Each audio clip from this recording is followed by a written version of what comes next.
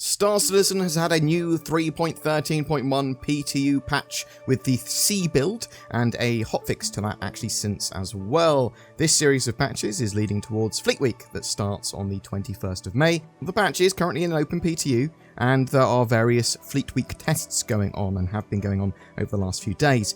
We've seen the expo halls being tested, a javelin tour, a massive Bengal flying around that we'll all get to experience during Fleet Week properly, but you can expect more tests before Fleet Week starts for sure. The patch is listed as adding new ships and vehicles, the Tumbrel Nova tank, the Crusader C2 Starlifter and M2 Starlifter. Oh, those Herculeses are awesome and massive and great additions to the game. So they're not going to be in game shops until I think the next major patch, 3.14 I would expect, but if you've bought them, you'll be able to use them in game from 3.13.1 onwards, and you'll be able to test them for free during Fleet Week because they will be available for rental there. Ship to station docking's been added, adding the ability for players to dock large ships to docking ports at space stations, including various related work such as having ATC, air traffic control, assigned you docking ports where appropriate, new docking connectors, the new lobbies and the space stations for large ships to connect to are all been added.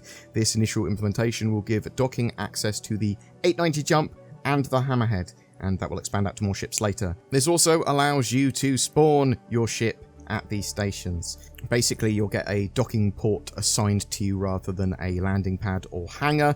After you've hailed a station to dock, that will bring up a docking interface for players to align their ship's docking port to the docking collar either manually or using the auto-land system by holding N. They also re-added PvE bounty quantum travel beacons and adjusted the arrival range so you can easily travel to them and farm bounties again. Good job, CIG. There are some solid fixes here as well. They fixed an issue that caused Star Citizen to crash immediately after pressing launch in the launcher. Players should no longer get a 30,018 error after a long wait period while loading into the PU. Players should now correctly be able to select ships and enter Arena Commander modes. They fixed an issue causing the main elevator at Grimhex to double up and not open. Convergence settings should now persist between sessions. Freelancer, Miss, Max and Dur turrets should no longer fire in incorrect directions. The Rock and the Rock DS mining UI should no longer be overly bright, making it difficult to read. Players should now be able to store the 890 and Hammerhead once it's been docked at an R&R station. Docking port arms on all space stations should now have oxygen. Ships should no longer experience a lot of rocking and shaking when attempting to undock, which may cause them to take damage. The door to the Hammerhead should no longer be inaccessible while it is docked at a rest stop and should now have collision. They fixed an issue causing the Harvestables, Sunset Berries and Heart of the Woods to not be sellable. Players' clothing should no longer clip through undersuits when viewing the PMA on the Mobiglass. They fixed 8 client, 5 server crashes, a back-end service crash, and made various service optimizations as well. The hotfix additionally fixed 1 client crash and temporarily removed the Starlifter door sensor panels to fix a major server crash and deadlock. There was also a Star Citizen Alpha 3.13.1 D patch with a few additional bug fixes. Players should no longer be able to steal other players' ships, ship AI, and push ships through collision using the gravity on the 890 jumps hangar. There should no longer be player accessible sections on either end of the cargo area of Starlifters that ambient sound effects can't be heard in. Gladius Annunciator panels should now display correctly. They fixed an issue causing the air traffic control to not clean away ship to station dock ships after a period of time. There should no longer be distorted light reflections occasionally appearing on the Razor cockpit window, and there should also no longer be replace me balls in the Grimhex habs, and it additionally fixed another client crash and 2 server crashes. There are still some known issues that Cloud Imperium need to address before the patch goes live as well that they've outlined. Replace me balls and missing flaws in the Hercules M2. Customizations made on the RSI website are missing in-game for the 300 series. Items are missing after character resets and updating and pledge changes. Abnormally long delays between picking up and storing of FPS items, minables, harvestables. Client crash may occur when loading a second player into Arena Commander. Players may not be able to jump in Quantum if another player's on the bridge with you, which is not great if you want to do any form of multi-crew gameplay. The customizable nameplates do not appear to be visible on multiple ships skin variants. On landing pads, trolleys are unable to be pushed to pull up entryways, cargo ramps, or elevator ramps. Constellations can despawn if you're flying 30 kilometers away from them after undocking. Docking with a moving constellation can cause lots of problems and snapping to the docking position. Trolleys found in Area 18's hangars are climbing through the floor, and that removes functionality.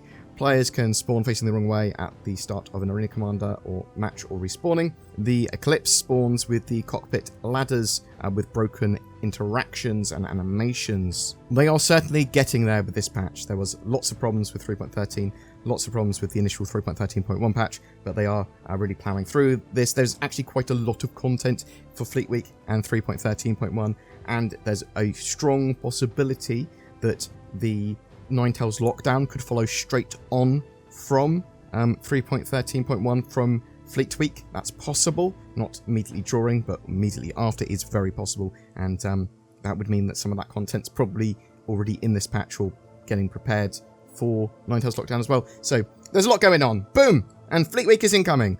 CIG are trying to get it as playable as possible and stable for an influx of new players, a new patch, new ships, a major event. That's quite a lot. They've had some time and they've got the tools, so hopefully it will all come together in the next couple of weeks. There has been an extended testing period for this patch so far. They did start early, so let's hope.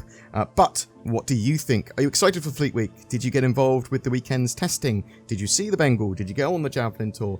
Was it too buggy for you? I had lots and lots of bugs over the weekend, but I still persisted and persevered until I got the footage that I wanted. But are you going to be picking yourself up a Hercules or Nova tank when they go on sale? Are you going to be picking yourself up anything else during Fleet Week? Are you looking forward to whatever they've got new? Will it be straight to flyable or concepted?